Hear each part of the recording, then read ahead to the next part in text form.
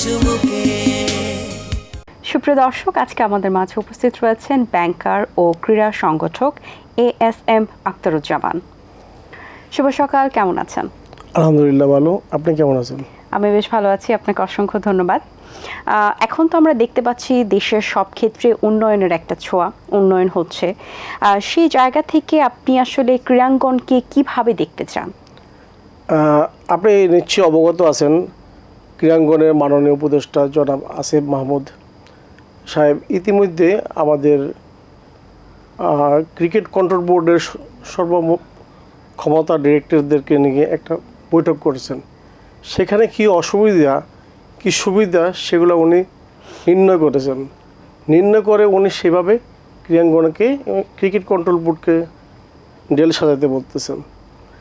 এইভাবে একই রকম অবস্থায় আমার মনে হয় যতগুলো ফেডারেশন আছে উনি বোধহয় সবাইকে ডাকবেন, ডেকে বোধহয় ওনার যে ক্রীড়াঙ্গনের যে অস্থিরতা বা ক্রীড়াঙ্গনের যে সাফল্যটা, সেই সাফল্য যাতে ধরে আনতে পারি, খেলাধুলা যাতে রাজনীতি মুক্ত হয়, যাতে রাজনীতির প্রভাব না পড়ে, এই জন্য বোধহয় উনি চেষ্টা করে যাচ্ছেন এবং আমার মনে হয় যে এদিক দিয়ে উনি সফলকাম হবে। আচ্ছা, আমরা সেই প্রত্যাশাই করছি। ক্রীড়াঙ্গনে আপনি কোন সাইডে দায়িত্ব পালন করছেন? আমি ক্রীড়াঙ্গনে অনেকগুলো সাইডে দায়িত্ব পালন করতেছি, যেমন আমি সেপারেটটা করতে আছি, আর্চারিতে আছি, টার্গেট বলে আছি, অনেকগুলো ক্ষেত্রে আমি ক্রীড়াঙ্গনের দায়িত্ব পালন করতেছি। আচ্ছা, আর্চারের কথাটা একটু জানতে চাই যে কিছুদিন আগে অলিম্পিকে বাংলাদেশের আর্চাররা অংশগ্রহণ করেছিল, কিন্তু সেখান থেকে কোনো সুফলময় কোনো আমরা কোনো আশানুরূপ ফল পাইনি বা পদক পাওয়া হয়নি, সে ব্যাপারে একটু জানতে চাই। আসলে বাংলাদেশের যতটুকু অর্জন ছোট ফেডারেশন হিসাবে, তার সম্পূর্ণ অর্জনও কিন্তু আর্চারিতে। আপনারা জানেন যে এসএ গেমস 2019 সালে আর্চারি কিন্তু 10-এ 10। বাংলাদেশে প্রথম 2019 সালে রোমান সানা প্রথম অলিম্পিকে বিনা প্রতিদ্বন্দ্বিতার সুযোগ পেয়েছে। এবারও কিন্তু সাগর নামে একটা ছেলে সুযোগ পেয়েছে এবং দুজন প্যারা আর্চারার তারাও কিন্তু সুযোগ পেয়েছে। কিন্তু এখন আমরা ওখান থেকে পদকটা না আনতে পারাটা, এটা হয়তো আমাদের জন্য সাময়িক কষ্ট হলো। ভবিষ্যতে আমরা কিন্তু আশাবাদী যে আর্চারিরা অনেক ভালো করবে আর বাংলাদেশের তীরন্দাজরা অনেক এগিয়ে যাবে।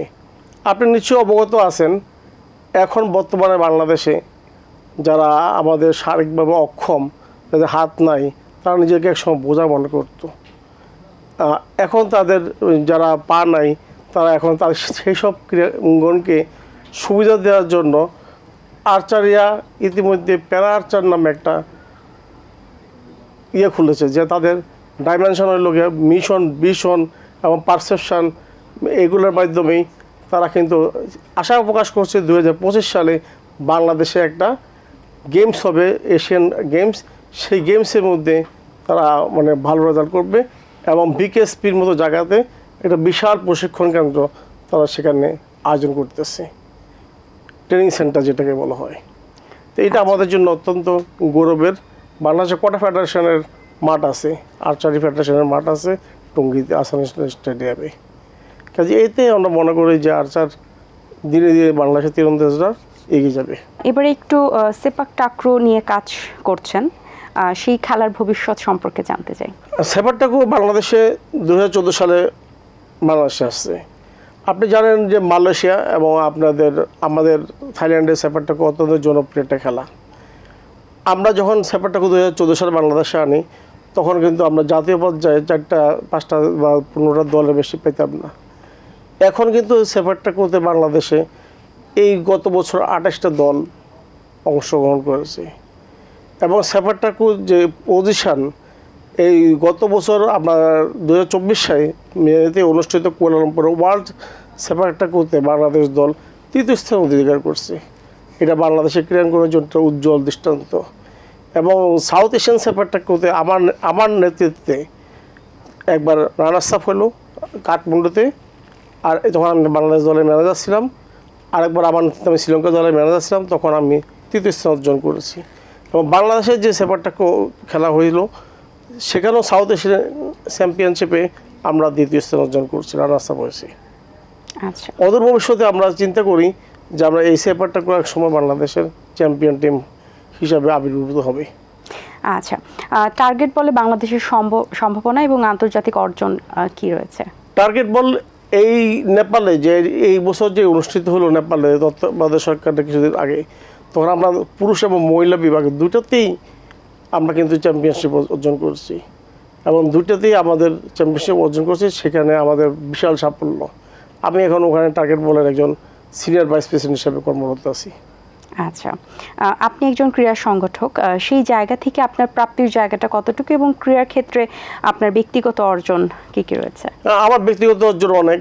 আমি ক্রীড়া ক্ষেত্রে অনেক নানাবিধ পুরস্কারে ভূষিত হয়েছি, বিভিন্ন সংগঠন থেকে, আন্তর্জাতিকভাবে, রাষ্ট্রীয়ভাবে। তো সেই ক্ষেত্রে এক সংগঠক হিসাবে আমার ব্যক্তিগত অর্জন প্লাস আমি দেশকে কিছু দিতে পারছি, দেশের মানুষ যাতে, লোকগুলো যাতে নষ্ট না হতে পারে, দেশের যুব সমাজ যাতে বিপদে না যেতে পারে, সেজন্য আমি চেষ্টা করে যাচ্ছি এই স্পোর্টস লাইনটাকে মানে এগিয়ে নিয়ে যাওয়ার জন্য, যাতে আমাদের যুব সমাজ একটা, আপনি নিজেও জানেন যে এখন যে যুব ক্রীড়া মন্ত্রণালয়ের উপদেষ্টা, সম্মানিত উপদেষ্টা, ওনার বয়স হয়তো আমার চেয়েও কম। তাহলে এই যুব সমাজকে কিন্তু টার্গেট করেই আমাদেরকে সামনে বাংলাদেশ গড়ে তুলতে হবে। আপনার আর কি কি প্ল্যান রয়েছে ক্রীড়াঙ্গন নিয়ে? আমার যে প্ল্যানটা আছে ক্রীড়াঙ্গন নিয়ে, সেটা হচ্ছে আমাদের প্রথম যে প্ল্যানটা, সেটা হলো সেপারটাকুকে আমরা ওয়ার্ল্ড চ্যাম্পিয়নশিপ হিসাবে দেখতে চাচ্ছি, যেটা আমাদের আগামী বছর হয়তো এই আগামী বছর হবে, থাইল্যান্ডে অনুষ্ঠিত হবে।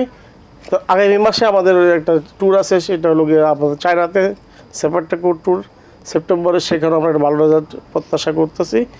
এই দুইটা মানে আপাতত আমাদের গোল।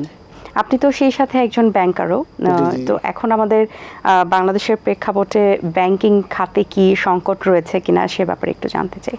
হ্যাঁ, ব্যাংকিং খাতে আমাদের সম্মানিত উপদেষ্টা জনাব সালাউদ্দিন আহমেদ সাহেব, আমরা যদিও একই ক্লাবের মেম্বার, ঢাকা ক্লাবের মেম্বার, ওনার সাথে আমার যখন কথা হলো ঢাকা ক্লাবে বসে, তখন উনিও বললো যে ব্যাংকিং খাতে একটা সংস্কার দরকার। নামে অনামে বেনামে প্রচুর টাকা ব্যাংক থেকে উত্তোলন করে চলে গেছে, এক গ্রুপের হাতে অনেকগুলো ব্যাংক জিম্মি হয়ে গেছে। যে এই কারণে দেখা যাচ্ছে, আপনি এখন নিজেও তো জানেন, অনেকগুলো ব্যাংক কিন্তু 2 লাখ টাকার বেশি পেমেন্ট দিতে, ক্যাশ পেমেন্ট দিতে চাচ্ছে না। এই যে সংস্কার না হওয়ার কারণে দীর্ঘদিনের একটা যে ব্যাংকিং খাতে যে একটা অনিয়ম এবং অদক্ষতা এবং হাজার হাজার কোটি টাকা মাফ করে দেওয়া জনগণের টাকা, সেই ক্ষেত্রে ব্যাংকিং ক্ষেত্রের অবস্থা খুবই নাজুক অবস্থা এবং এটাকে অদূর ভবিষ্যতেই, এখন বললে ভুল হবে, এখনই এটাকে সমোপযোগী করতে হবে, নতুবা ব্যাংকিং সেক্টর ধ্বংস মানে পুরো জাতি ধ্বংস হয়ে যাওয়া।